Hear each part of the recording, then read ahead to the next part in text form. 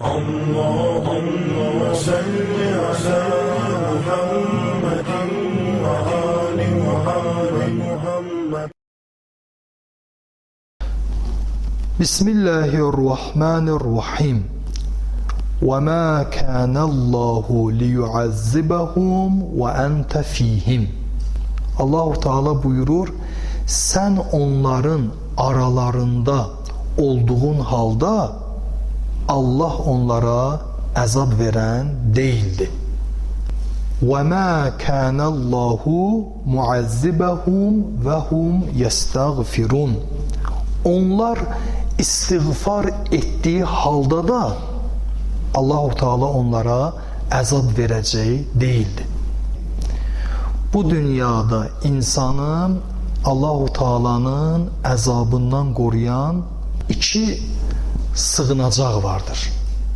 Birincisi Resul-i Ekrem sallallahu aleyhi ve aleyhi ve sellemin fiziki mövcudluğu, ikincisi de istiğfar. Allah-u Teala'dan bağışlanma istemeydi.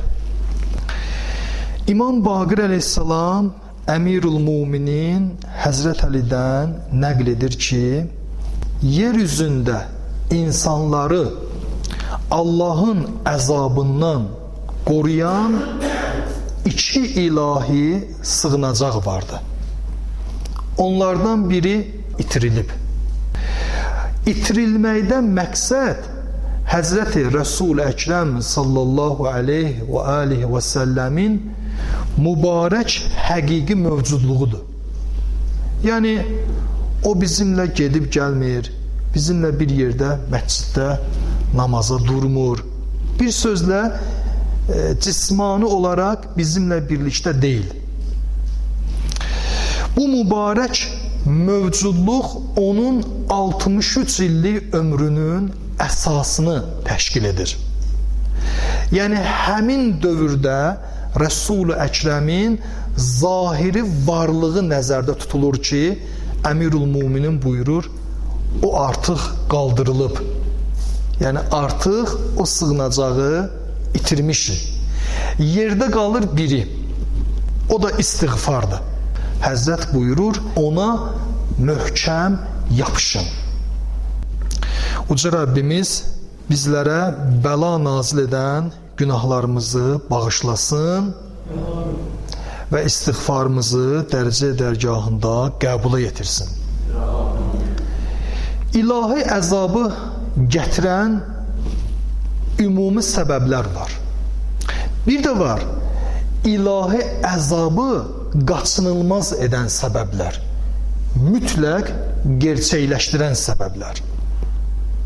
Hər ikisinin arasında fərq var. Bunu bir nümunə ilə aydınlaşdıraq. Bir insana bir dəfə soyuq dəysə, bu olacaq soyuq dəymə. Düzdür, xəstəliyə səbəb ola bilər, amma mütləq ağır xəstəlik yaratmır ki. Eyni ilə bir insan da tək-tük günahlar edəndə bu ilahi əzabın gəlişini mümkün edir. Amma ilahi əzabı qaçınılmaz edən səbəb deyil.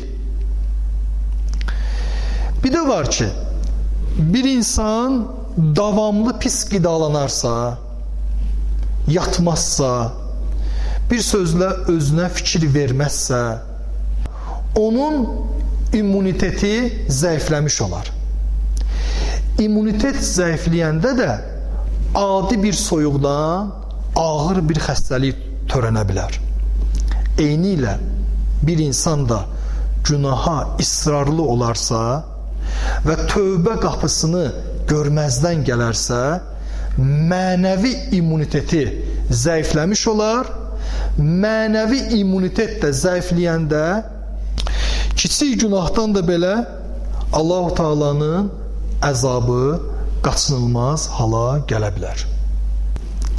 Odur ki, Mövla Əmir istiğfardan bərk yapışın deyir. Həzrəti Məhdi əleyhissalama nisbət verilən bir hədisdə İmam Mehdi əleyhissalam buyurur: "Laula istiğfaru ba'zikum li ba'zin lahalaka men aleyha." Əgər birinizin digəri barəsində istiğfarı olmasaydı, birinizin digəri barəsində günahlarının bağışlanmağından ötürü duaları olmasaydı, ləhələkə mən əleyha, yer üzündə olanlar məhv olardı. Bu hədisdən iki nöqtə başa düşülür. Birincisi, günah etmək insanların məhvinə və əzaba düçar olmalarına səbəb olur. İkincisi də istiğfar bağışlanmağa səbəb olur.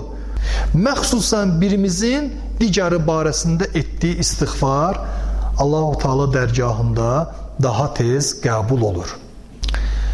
İmam Mehdi əleyhissalama nisbət verilən başqa bir hədisdə Həzrəti Muntəzər Əccelallahu fərəcəhu şərif buyurur ki, Allah-u Teala mənim vasitəmlə əhlimdən və tərəfdarlarımdan bəlanı uzaqlaşdırar. Yaxşı, burada bir sual yaranır.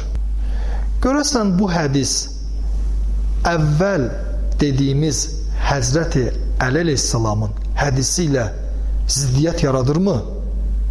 Birinci sığınacaq Peyğəmbərimizdir və Mövla Əmir də buyurdu ki, qad rufiə, artıq birinci sığınacaq qaldırıldı.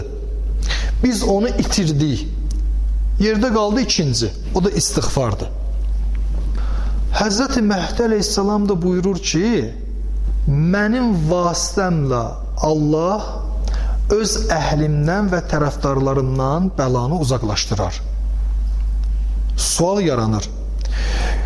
Görəsən, itirilmiş birinci sığınacağın yeri İmam Mehdi əleyhissalamla bərpa olub. Yəni İmam Mehdi əleyhissalam Resul-i Əkrəm sığınacağının eyni mahiyyətdə davamıdır. Desək ki, bəli, davamıdır, onda ziddiyyət yaranır. Axı Əmirül Müminin deyir, itirmişik. Desək ki, davamı deyil, onda belə çıxır ki, bu hədis məzmun etibarı ilə səhih deyil. Cavabını belə verərik ki, xeyr, iki hədis arasında ziddiyyət yoxdur. Əksinə, onlar bir-birini tamamlayırlar. Həzrəti Mehdi əleyhissalam Peyğəmbər sığınacağının eyni mahiyyətdə davamı deyil. Həzrəti Mehdi əleyhissalam elə bir şəxsdir ki, Allah-u Teala'nın izni ilə bəla onun vasitəsilə dəf olur. Yəni İmam Mehdi əleyhissalam ilahi qəzaya birbaşa hökm etmir. Amma Allah-u Teala onun hörmətinə bəlanı uzaqlaşdırır. İmam Əlinin hədisi ümumi ilahi qanuna işarə edir. Amma Həzrəti Mehdi əleyhissalamın hədisi isə xüsusi ilahi bir lütfə işarədir. Həzrəti Mehdi əleyhissalamın hədisi göstərir ki, ümumi sığınacaq qalmayıb. Amma Allah-u Teala bəzi bəlaları imamın hörmətinə onun vasitəçiliyi ilə uzaqlaşdırır. Bu Peyğəmbərin yerini doldurmaq deyil. Peyğəmbərin rəhmətindən olan bir şuanın davamıdır. Allah-u Teala bizi qeybət dövründə İmam Mehdinin hidayət nurundan ilham alan bəndələrindən qərar versin. Allah-u Teala qəlblərimizi onun vilayəti ilə möhkəmlətsin. Allah-u Teala onun adına təvəssül etməyi bizim üçün sığınacaq və nicat qapısı etsin.